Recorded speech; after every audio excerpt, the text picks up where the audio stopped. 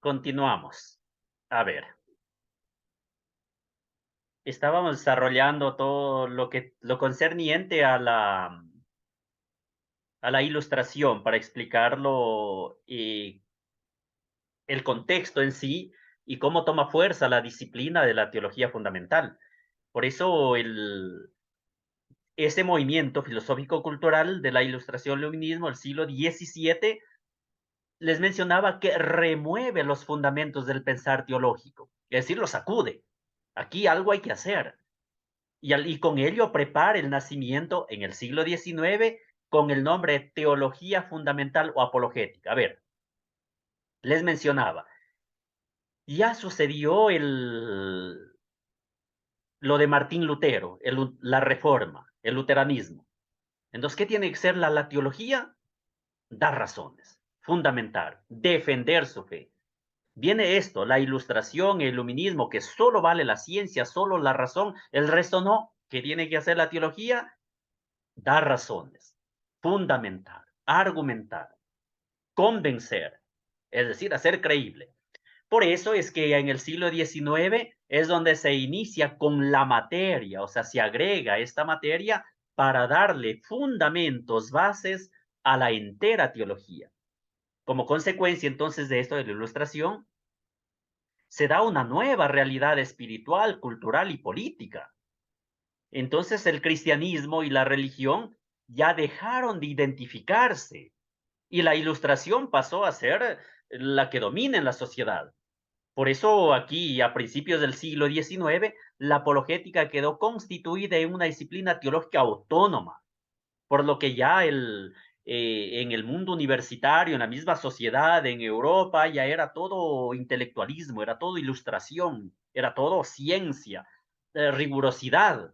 Entonces aquí es donde, repito, la teología tiene que tomar cartas en el asunto y volver a repensar esto. Aquí les doy más información todavía. La ilustración se ha convertido en un término ya no solo que indica una época, el siglo XVII hasta el XIX, sino también es un movimiento histórico cultural. ¿Por qué? ¿Por qué se denomina esto? Porque es mundial.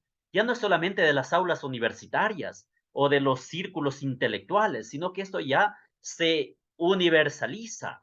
Es una época realmente donde cambia el pensamiento y el actuar del hombre, así como las instituciones estatales y sociales. Por eso es que la humanidad, aquí es donde se toma fuerza el tema del progreso, el tema de la libertad, la razón y la libertad, ahí es donde forman una alianza. La razón se pone como fin, la libertad, y a su vez esta, o sea, la libertad quiere vincularse solo con la razón. Por eso aquí, en el fondo, en esta época, lo que el hombre tiene que es ser libre, independiente. Ya no necesita de Dios, no necesita de la religión, no necesita de la iglesia. El hombre es autónomo. ¿Por qué? Porque es científico, porque es intelectual, porque conoce. Yo les decía, siempre les he puesto ese ejemplo, que si yo digo, por ejemplo, aquí en Quito, en este momento, al menos por mi zona, está lloviendo muy fuerte. Y claro, tradicionalmente o muy devotamente o quizá pegado a la religión, decía, es gracias a Dios que envió la lluvia. O San Pedrito abrió la llave, se dice aquí en el gergo familiar. Y sucede que, ¿qué dice la ilustración e iluminismo? A través de la ciencia, de la razón, dice, no, no abrió la llave San Pedro. Dios no mandó la lluvia. Son fenómenos naturales, por eso deístas. Naturaleza, natural. Es algo natural. Es algo que las corrientes frías con corrientes calientes se chocaron, evaporó de la tierra y después se convirtió en lluvia. Entonces se dan cuenta, aquí, claro, hermanitas, aquí le estoy poniendo un ejemplo muy, muy así sencillito, pero con eso, ¿qué significa? Que el hombre, aquí hablo en general, el hombre que decía que Dios mandó la lluvia y San Pedro abrió la llave, con la ciencia, con la razón, a través de lo natural, descubre, conoce, investiga y dice, no, la lluvia viene por estos fenómenos naturales. ¿Cuál es la conclusión? ¿Cuál es el resultado de esto? Que yo ya, al menos para el tema lluvia, yo ya no necesito a Dios, ya no necesito la religión, es más, ya no necesito la fe. ¿Se dan cuenta? Entonces, ¿qué pasa allí? Fuera Dios, fuera religión, fuera fe. Esto es lo que la ilustración enmarca, enarbola, o sea, trata de plasmarlo en la vida, en la sociedad. Y por eso aquí les decía, el cambio de mentalidad del hombre. Entonces el hombre es progreso, es progresista, el hombre es libre, ya no se ata a la iglesia, ya no se ata a la fe, es él el que responde, es él el que decide, es él el que dice si va adelante, cómo hace, cómo crear, cómo lleva adelante la vida. Entonces, por eso, repito, la Ilustración fue un movimiento que marcó totalmente la historia de la humanidad. Y esto cambió la parte social, los mismos estados, la parte estatal, por lo que ayudó a establecer, a organizar ya de otro modo, ya no de una manera cristiana, sino de una manera ya propia del hombre. Aquí, entonces, con la Ilustración en Occidente, deja de ser cristiano, ¿sí?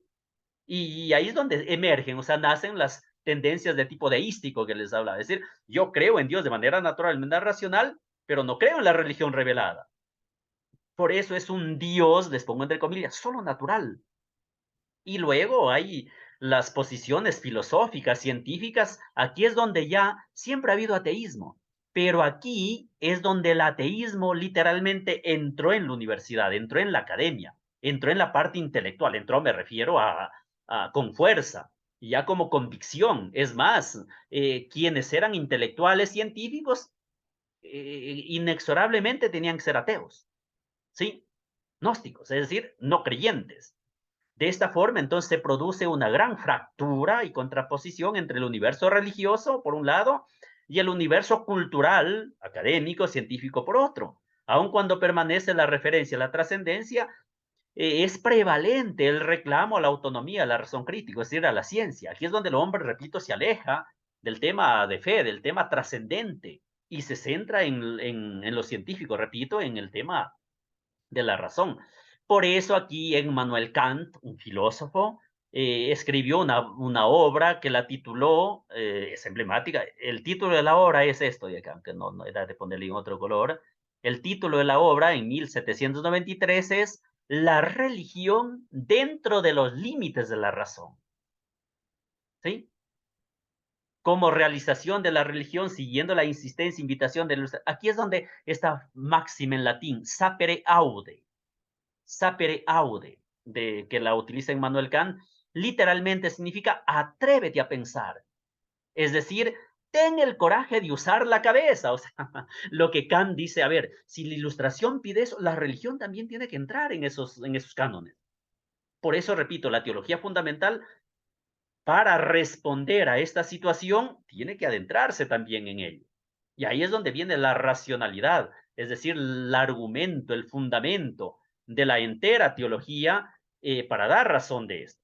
Entonces, se denomina iluminismo, siglo de las luces, iluminismo. Por eso los jueves, ¿qué misterios oran ustedes, hermanitas del Rosario? Luminosos.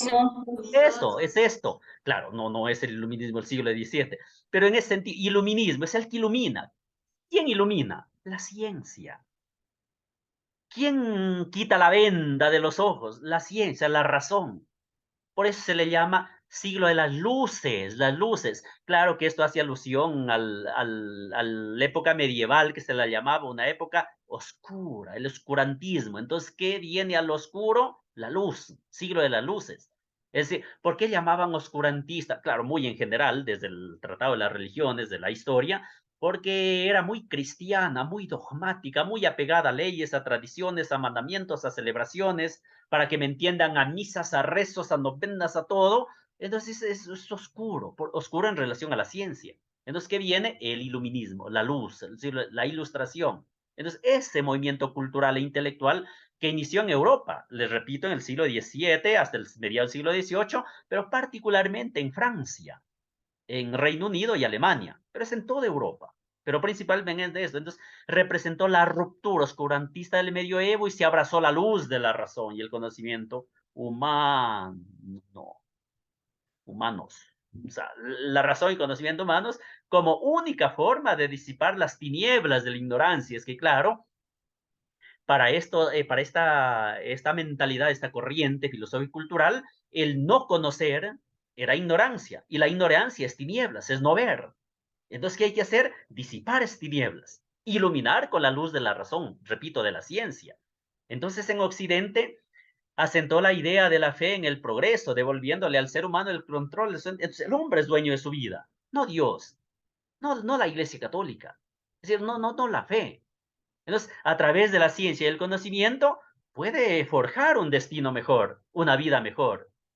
Estas ideas es donde hicieron que la Revolución Francesa, 1789, una fecha muy universal, cobrara una importancia histórica y política como símbolo de la ruptura con el pasado monárquico medieval y el inicio de una era republicana que trajera igualdad entre todos sus seres humanos. O sea, se trata ya de dejar todo aquello que quita la libertad, que quita la autonomía, que ellos pensaban así, y se instaure la ciencia, se instaure la racionalidad, es decir, la igualdad en un marco de libertad. Por eso, esto de la ilustración impactó en las artes, en las ciencias y en las organizaciones de las sociedades, de los países en sí. Por eso es que la ilustración fue consecuencia histórica y cultural de lo que se debilitó el cristianismo y los dogmas medievales. Se debilitó, realmente se debilitó. También recuerden que le causó daño al cristianismo en sí las reformas protestantes y el humanismo, padre de los descubrimientos científicos, por ejemplo, Francis Bacon, Nicolás Copérnico, Galileo Galilei, René Descartes, etcétera, etcétera, Newton, Stephen Hawking últimamente. Es decir, la parte científica tiene credibilidad, expandió la ciencia y eso hizo que el cristianismo en sí se debilite a nivel científico. ¿Cuáles son las ideas fundamentales de esto? Que ya no es un teocentrismo ahora es un antropocentrismo, es decir, el hombre, el ser humano es el centro de la existencia, sí, el conocimiento libre, etcétera, etcétera. Es un racionalismo, es decir, la razón, la ciencia es la que vale, la ciencia es lo que realmente, entonces aquí a esto es donde viene lo anticlerical, lo antirreligioso, el nihilismo, es decir, la nada, el agnosticismo, el ateísmo, cobra, emerge con mayor fuerza. El idealismo, ¿en qué consiste el idealismo? El de la ilustración mostró, está en el ámbito educativo y formativo, sobre todo las artes y las ciencias. Nosotros vivimos hoy la universidad, las carreras universitarias de especialización.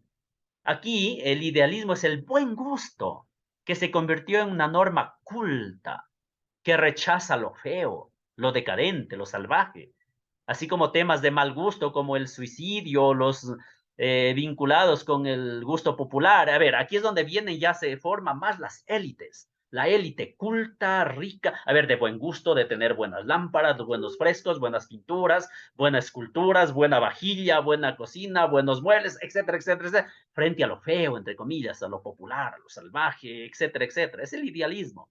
Y por lo tanto, se instaura un universalismo inspirado en esas máximas de la Revolución Francesa, que son muy comunes hasta el día de hoy. La libertad, la igualdad y la fraternidad son los principios universales de la Revolución Francesa, frutos de la Ilustración, donde todos somos libres, todos somos iguales y todos somos hermanos. Es decir, ya no hay los creyentes no creyentes, ya no hay los que van al cielo, los van al infierno, los que condenan, los que se salvan, ya no hay los que, etcétera, etcétera, etcétera. Entonces, eso es lo que provoca la ilustración, el iluminismo de estos siglos. Y aquí les pongo esto como ilustración y formación para ustedes. Los principales pensadores, Jean-Luc, Voltaire, Jean-Jacques Rousseau, Montesquieu, David Hume, hay muchos más, pero son los padres o los principales pensadores que influenciaron a nivel universal de toda esta realidad. Entonces esto también a nivel político y por supuesto a nivel de religión, a nivel de teología, ahí sí dio cabida a lo que se denomina un despotismo ilustrado, es decir, los doctos, los doctores, es decir, los que tienen ciencia, conocimiento, lo demás no sirve, lo demás no vale, viene la ignorancia, etcétera. Era una época que se llamaba los que saben y los que no saben. Es un absolutismo oculto y educacional. Claro, aquí es donde van quienes van a las mejores universidades, quienes se forman en tal lugares y los que no pueden. Y claro, siempre se da una brecha, una clase social muy, muy, muy diferenciada. Entonces aquí la iglesia perdió su control sobre el ejercicio político. Aquí es donde se vuelve ya los estados las naciones laicas y seculares, comprometido con las necesidades del ser humano y no con el orden divino. O sea, el Estado, si antes el Estado protegía a la iglesia, ayudaba a la iglesia, ahora no, el Estado es laico, es secular. Entonces ahora sirve al hombre, al ser humano y no al orden divino. Nutrió de muchas corrientes filosóficas previas y provenientes del Renacimiento, tales como el empirismo, esto no les complico. Aquí es donde se dan nuevas libertades. Permitió al ciudadano occidental entender la religión de otra manera. ¿Sí? Ya no solo, a ver, lo que dice el Papa, lo que dice el obispo, a ver, lo que dice la Iglesia, eso es así y no se discute. Entonces aquí, con esto, ya hasta los mismos cristianos tuvieron otra forma de ver la religión. Y aquí se dan cuenta que ellos, dice, queremos una religión más tolerante, más diversa, lo cual en ocasiones conduzco a actitudes anticlericales y otras al ateísmo. O sea, los llevó a ello, a nivel universal. El surgimiento de las sectas, como la francmasonería o el rosacrucismo, también es evidencia de la pérdida del poder político de la iglesia, ¿sí? Es decir, de la influencia.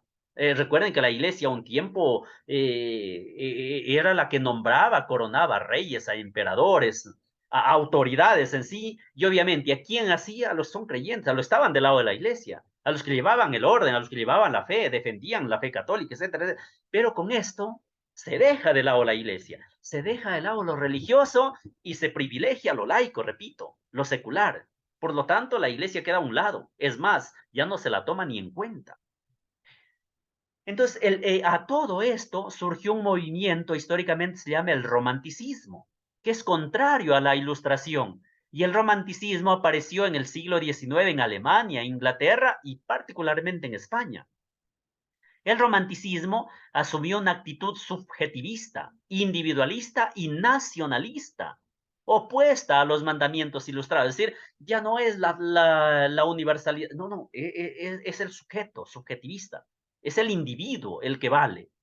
Sí, y nacionalistas. Aquí vienen los patriotismos, por eso es que hubo, a partir de esto también se vivieron muchas guerras, por ahí está en el marco terrible que daña y flagela a la sociedad. Entonces, el romanticismo, entre otras cosas, valoró en sus expresiones artísticas, filosóficas y políticas la tradición nacional, el folclore, la cultura popular, la subjetividad artística, el mundo de las pasiones y además recuperó el cristianismo, recuperó en el sentido de que el cristianismo, o sea, la iglesia tiene voz, la iglesia tiene algo que decir, la iglesia es una institución que, que a la sociedad le sirve, le ayuda. Entonces el romanticismo valora al cristianismo. Y cuando les digo valora la tradición nacional, el folclore, lo popular, era porque la ilustración se convirtió en élite, sí, del oculto, y lo popular y el pueblo, nada. Entonces, eso hace el romanticismo, que también ayudó, y aquí, como les digo, es donde el cristianismo tiene su forma y sobre todo de seguir anunciando el evangelio, o sea, proponiendo la fe. ¿Quiénes son los fundadores de la teología fundamental? Es el alemán Johann Sebastian Drey, se llama, en la Universidad de Tubinga en Alemania, y en Italia, hoy Universidad Gregoriana, antes el Colegio Romano, Giovanni o Juan Perrón. Ellos son los fundadores de la teología fundamental, ¿sí? Johann Sebastian Drey, Escuela de Alemana de Tubinga. Él publicó, en el caso de la escuela alemana, una obra que se llama Apologética y la dividió en tres partes. Ahí les pongo en la diapositiva. Apologética 1, que trata sobre la filosofía de la revelación, filosofía, razón, racionalidad. Apologética 2, la religión en su evolución histórica hasta el cumplimiento en la revelación en Cristo. Y una tercera parte, Apologética 3, la revelación cristiana en la Iglesia Católica, ¿sí? Que sigue la forma clásica del tratado de la verdadera Iglesia, de vera Ecclesia, de vera Ecclesia. Como método, Drey articula el dogmático positivo relacionado a la revelación a Cristo y a la Iglesia, y el método racional especulativo de talante apologético intrinsecista como camino para la demostración científica. A ver, Drey, ¿qué es lo que propone entonces? De que la teología tiene que ser racio, o sea, tiene que argumentarse. Y para ello, el año 1857, en Praga, surge la primera cátedra de teología fundamental, o sea, ya como materia. En ese año se da la primera lección como materia teología fundamental por, a ver, se me está un poquito, por Johann, aquí, bueno, se me fue. Bueno, creo que sí se ve algo, Erich se llama, sí, Erich, en Praga.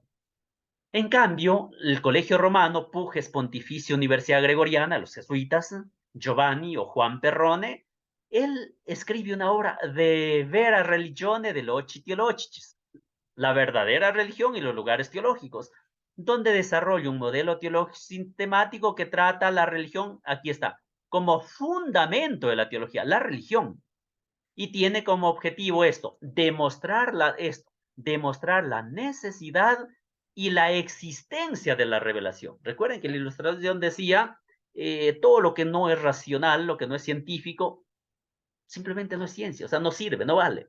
¿Qué hace Giovanni Perrone? Es que trata de demostrar la necesidad y o sea, la revelación no es una invención, no es una imaginación, es real, ya que la Ilustración promueve, él decía, el divorcio entre ciencia y fe. Entonces, ¿qué hace con esto? No, la ciencia, claro que es válida, es muy útil, pero no se opone a la fe. O no es por un lado la razón, por otro lado la fe. No, se articula. La razón, es decir, todo lo que es ciencia, me ayuda a comprender la fe, el misterio de la fe. ¿Sí? ¿Está claro hasta aquí? ¿Y por qué Perrone, y él decía, este tratado, ¿por qué? Porque con la verdadera religión se puede demostrar a los incrédulos y heterodoxos que realmente es válida.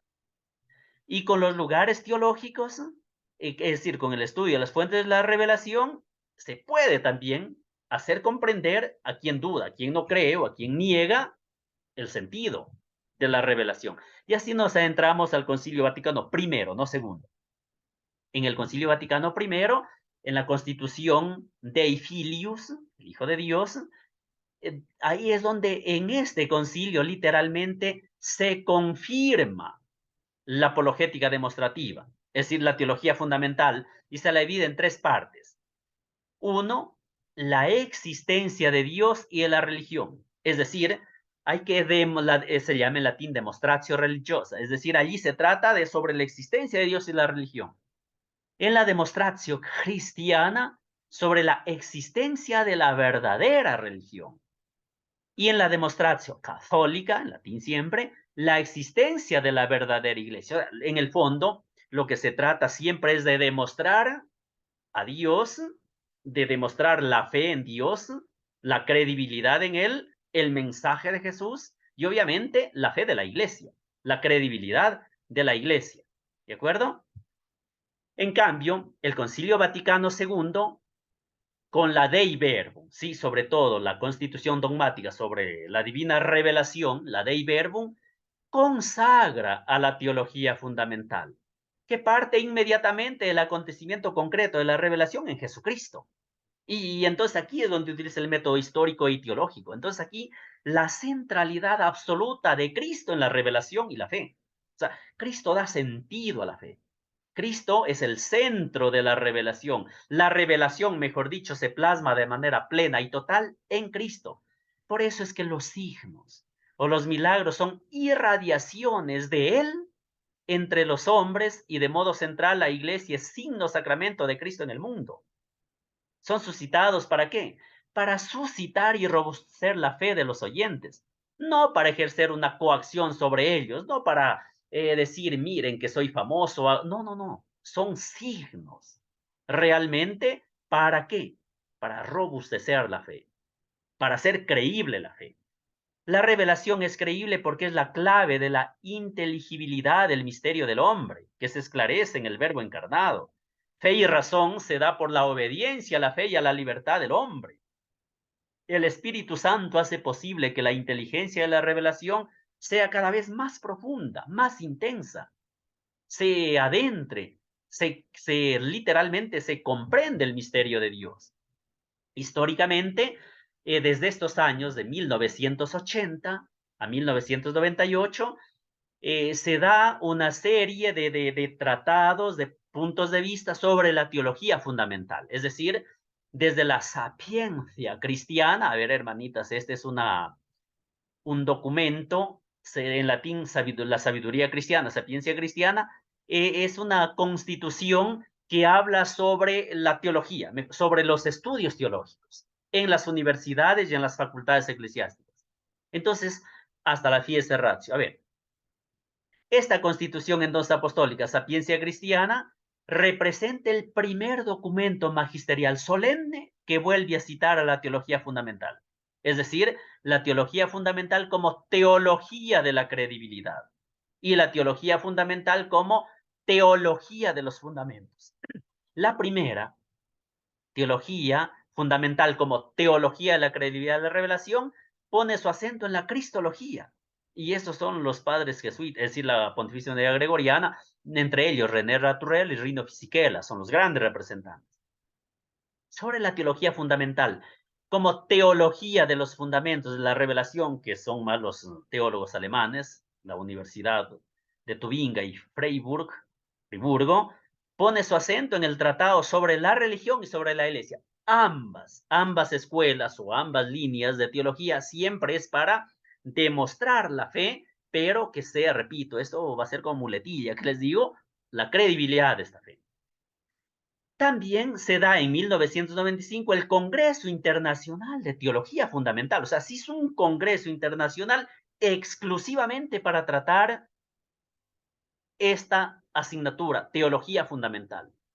Y este es el documento que precede a la Fides Ratio y se lo celebró en la Universidad Gregoriana en Roma, donde se replanteó una serie de cuestiones en torno a la fe, en torno a la razón, es decir, fe y la razón. Entonces, con la pregunta clásica de Tertuliano que dice, ¿qué tiene en común Atenas y Jerusalén?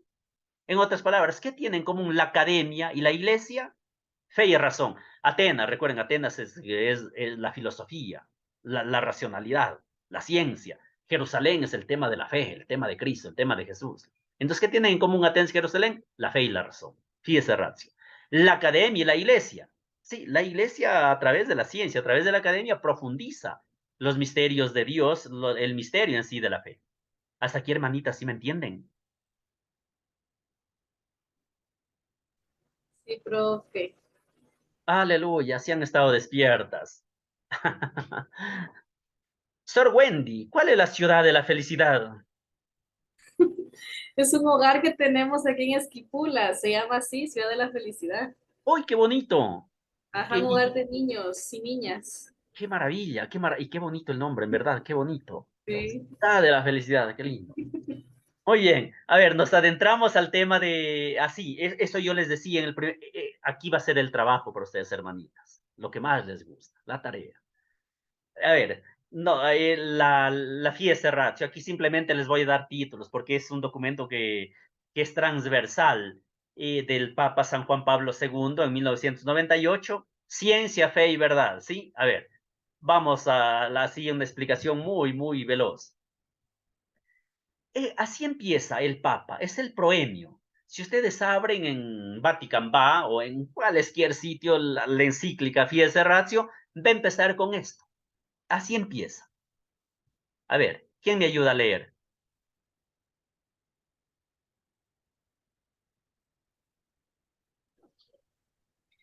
La fe y la razón son como las dos alas con las cuales el espíritu humano se eleva hacia la contemplación de la verdad. ¿Qué les parece? Muchas gracias.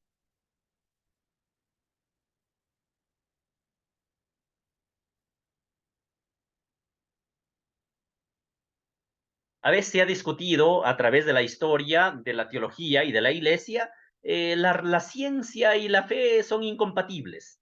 O una cosa es fe, otra cosa es ciencia. Y Juan Pablo, por eso le decía este recorrido un poquito histórico, Juan Pablo II dice, no, la fe y la razón son como las dos alas con las cuales el espíritu humano se eleva a la contemplación de la verdad. Es decir, la fe y la razón son importantes, son fundamentales. ¿Qué tal si un ala no existe o se rompe o está herida? Ya no puede volar. Claro, se entiende, el espíritu humano. Recuerden el tema del espíritu. El tema del espíritu es el que vuela, es las alas, es la sabiduría, etcétera, etcétera. Pero es el espíritu del hombre se eleva hacia la contemplación de la verdad. Miren, eh, es la contemplación de la verdad. Cuidado, no dice hacia el... A ver, hermanitas, ¿qué tal aquí en vez de la palabra esta, contemplación, pongámosle conocimiento? Juan Pablo II hubiese puesto, a ver, la fe y la razón como son como las dos alas con las cuales, en vez de espíritu humano, pongámosle el hombre, en que el hombre se eleva hacia el conocimiento, no es conocimiento, es contemplación. ¿Por qué? Porque la contemplación es mucho más que conocer. Por eso les digo, no basta solo conocer, es necesario contemplar a partir del conocimiento, eso sí. ¿Por qué contemplar? Porque contemplar, yo alguna vez le explicaba, es contemplum actio. La contemplación es uno ser templo.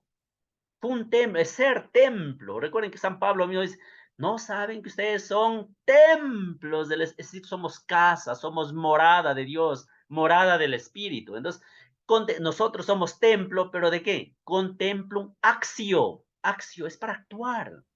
Entonces, la fe y la razón elevan nuestro espíritu.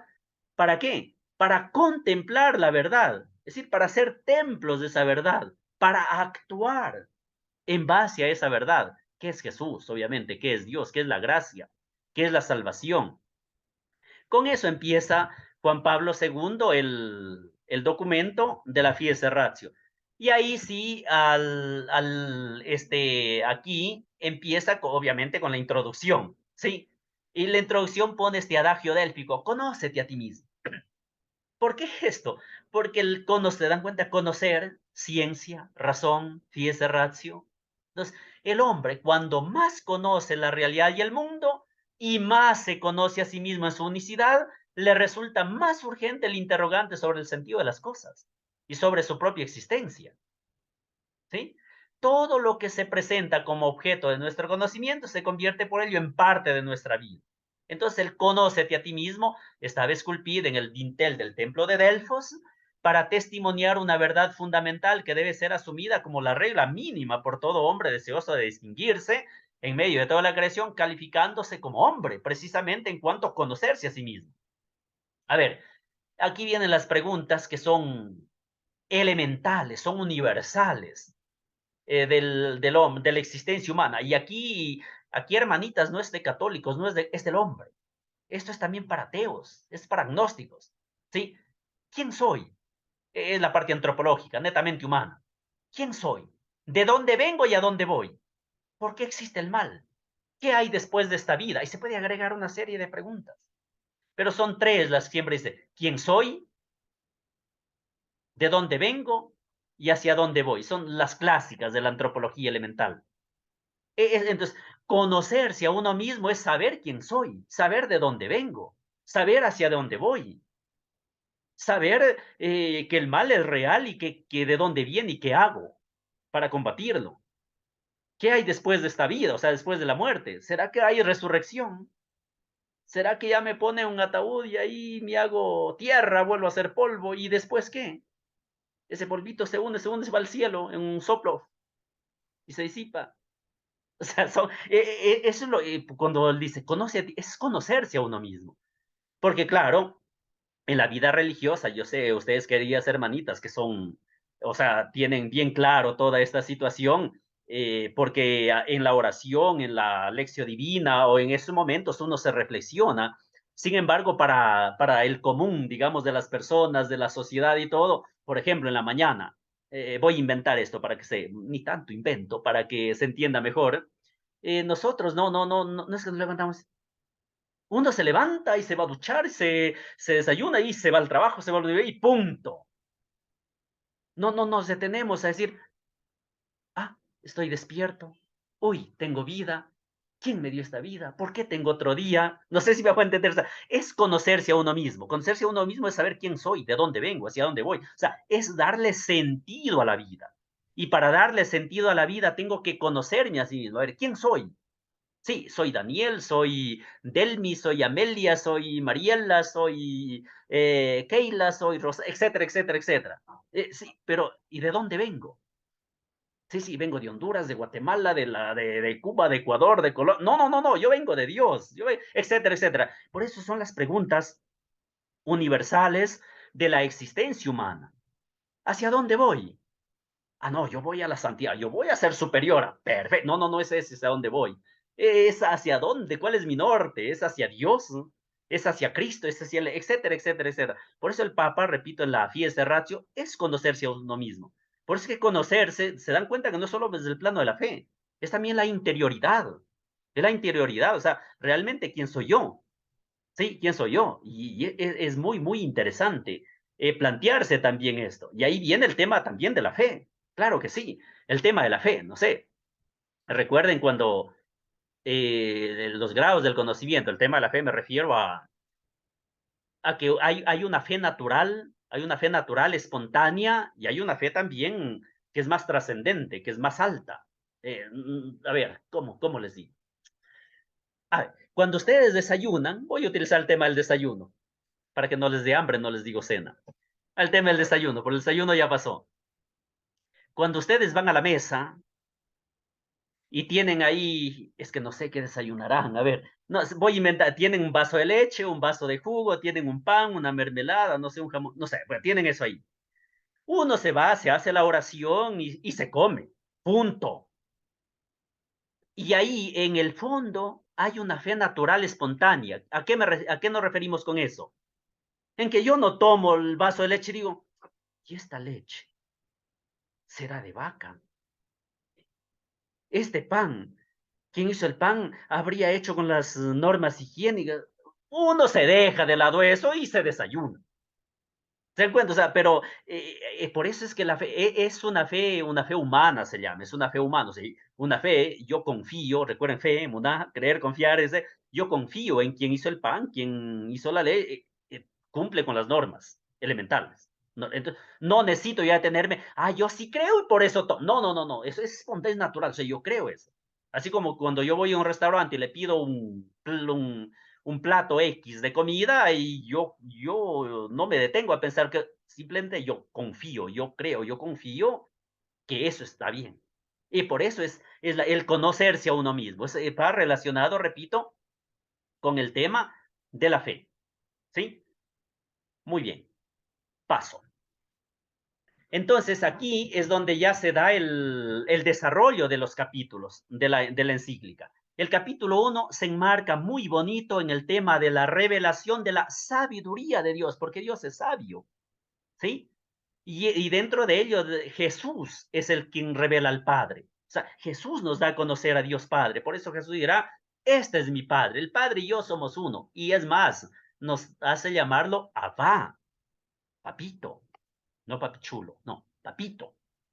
O sea, la familiaridad, el cariño, la ternura, la cercanía, ¿sí? Y ahí es donde viene la razón ante el misterio, ante ese misterio de Dios, de ese Dios sabio, de ese Dios que se revela. El capítulo 2 se toma en latín, que la desarrolla San Agustín, sobre todo, pues, credo ut intelligam, es decir, creo para comprender, ¿sí?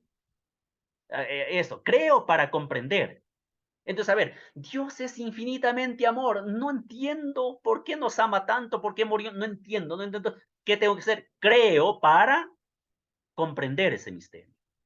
¿Sí? ¿Se entiende esto? Yo no entiendo por qué en la epíclesis, la consagración del pan y del vino, que deja de ser pan, deja de ser vino y se convierte en el santísimo cuerpo y la preciosísima sangre de nuestro Señor Jesucristo, no entiendo, es que no, racionalmente me refiero, no entiendo. Y ahora, ¿cómo es que es credo with intelligence? Creo para comprender, creo para entender. Hasta aquí, hermanita, ¿sí? Entonces, es la sabiduría, todo lo sabe y entiende. Por eso la revelación. Entonces aquí yo creo para entender, porque la sabiduría todo lo sabe y lo entiende. ¿Sí? Y es por eso que se recomienda, aquí los proverbios, el libro de los proverbios dice, adquiere la sabiduría y con ello adquiere inteligencia. ¿Sí? ahí desarrolla el Papa Juan Pablo II el creo para entender a partir de los textos bíblicos esto. O sea, la sabiduría, todo lo sabio lo entiende. Entonces, yo adquiero la sabiduría. ¿Quién es sabio? Recuerden que a Abraham lo llaman el amigo de Dios. Sabio, sabio. ¿Quién es Salomón? ¿Quiénes son los sabios? Los sabios son los que cumplen la voluntad de Dios. Los sabios son los que cumplen la alianza en la antigua, cumplen los mandamientos. Ellos son los amigos de Dios, son los sabidores igual a santo, santidad. Entonces adquiere la sabiduría y con ello vas a adquirir inteligencia. ¿De acuerdo? El capítulo... Uy, ¿por qué se me fue ahí? Aquí es... me falta ahí. Me falta el 3. A ver, el 3, no sé qué pasó. El 3, en cambio, es intelligent ut credat. Es como a la inversa. ¿Sí? O sea, comprendo para creer. ¿De acuerdo? Perdón, hermanitos. Si no les dejo... ya son justo las 5 en punto. A ver, hermanitas, tienen espacio literalmente para 4 minutos más. 5 no, 4. ¿Sí? La Sí, próxima. profe. La próxima soy Profe. más disciplinado y respeto los tiempos. Denme un segundito, quiero simplemente ir al Fides Ratio. Fides. Un ratito, un ratito.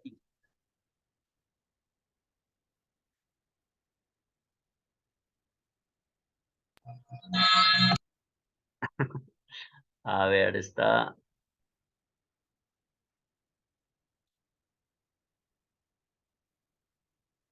tengo que compartirles. Disculpen ustedes.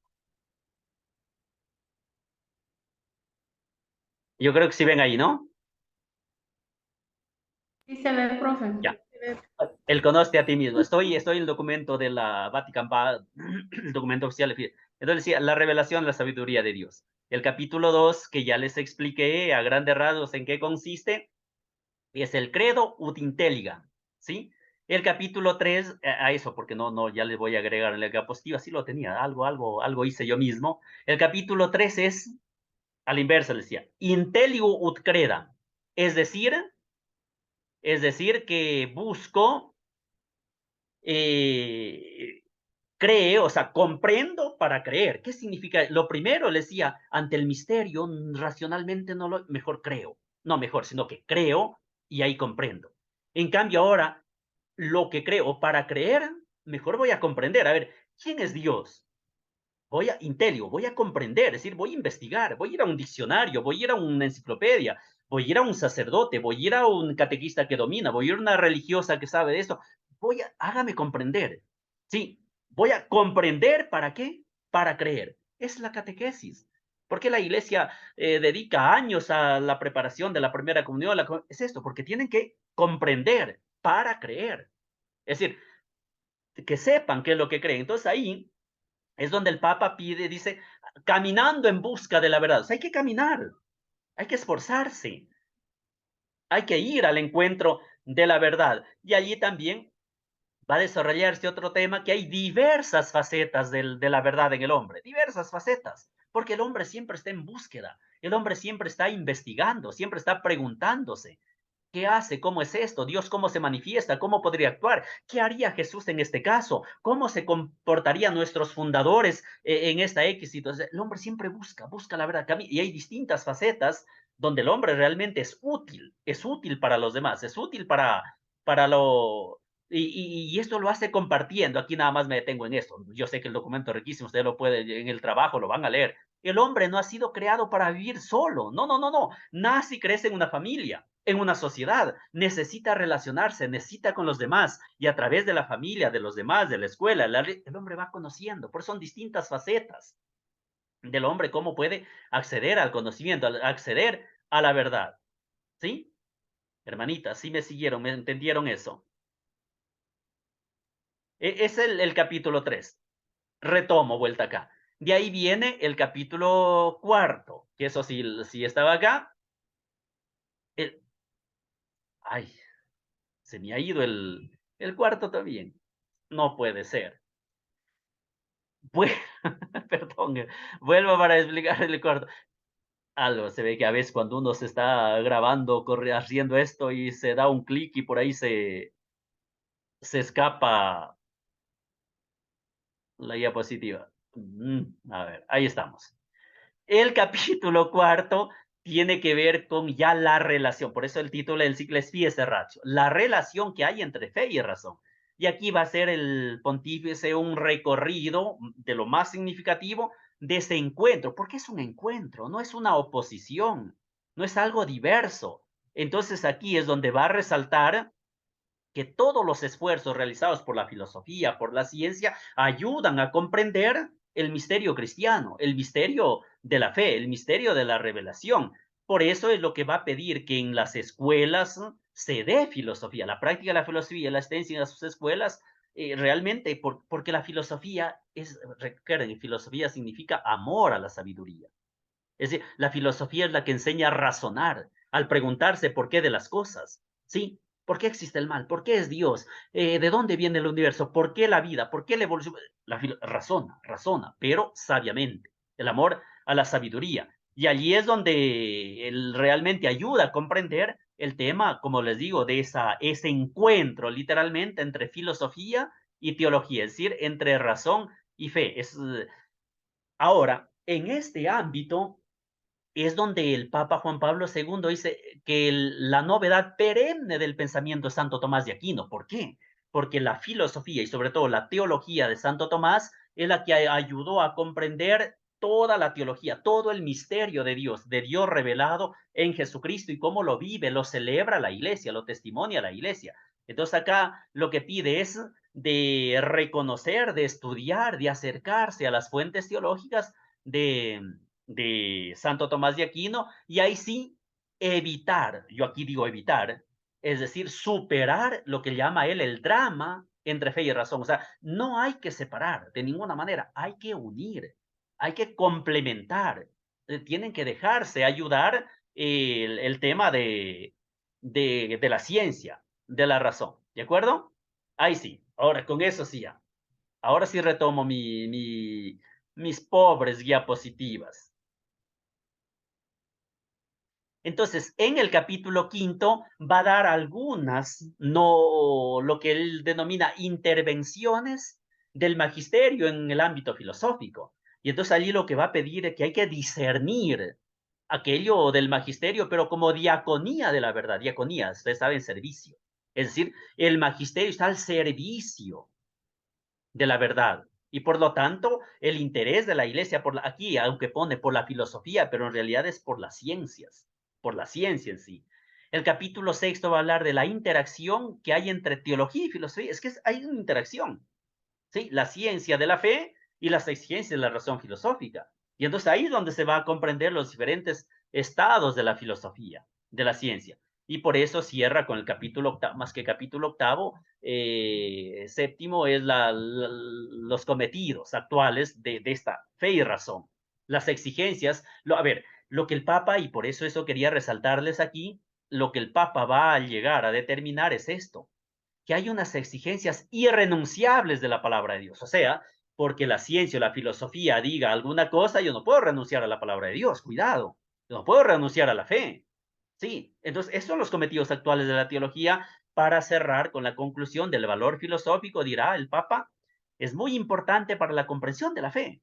Y la Iglesia promueve tanto la defensa de la dignidad del hombre como el anuncio del mensaje salvífico. Es decir, la palabra de Dios humaniza y enriquece al hombre y lo invita a que se abra a Cristo por medio del Evangelio, pero de manera racional, de manera comprensiva, de manera argumentativa. Entonces, fe y razón, allí sí se entiende que son como las dos alas con las cuales el espíritu humano se eleva a la contemplación de la verdad, de esa verdad Dios. Por lo tanto, aquí les pongo el número 67, a modo de ejemplo nada más, de la Fides Ratio, este FR no es Fray, de Fraile, no es Fides Ratio, la sigla, que como disciplina pide estas tres tareas específicas. Uno, como disciplina que da razón de la fe.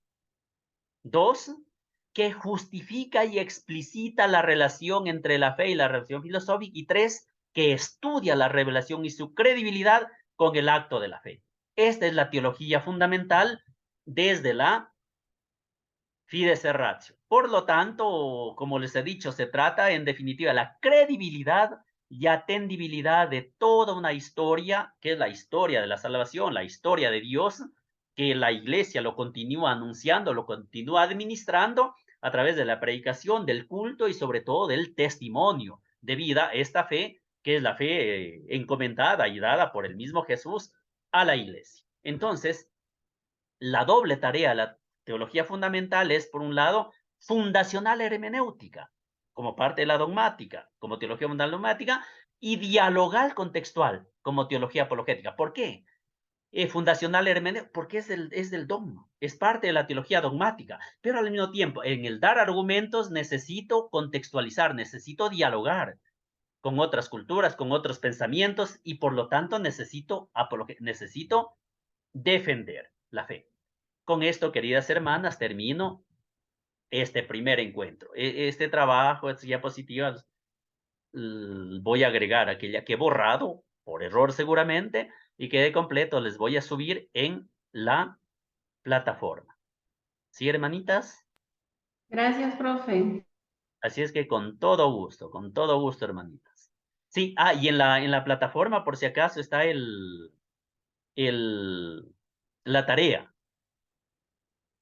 Sí, hermanita, a ver, la tarea, si es que alguien no la ha visto, véala ahora para que se alegre más. Agregue un aleluya más en este tiempo pascual. Aquí está la tarea número 1. ¿Qué les pido? De lo que el documento, la Fides Ratio. Lo que quiero es que, miren, dice, contexto y nacimiento. ¿Por qué nació la Fides Ratio? ¿Cuál es el contexto?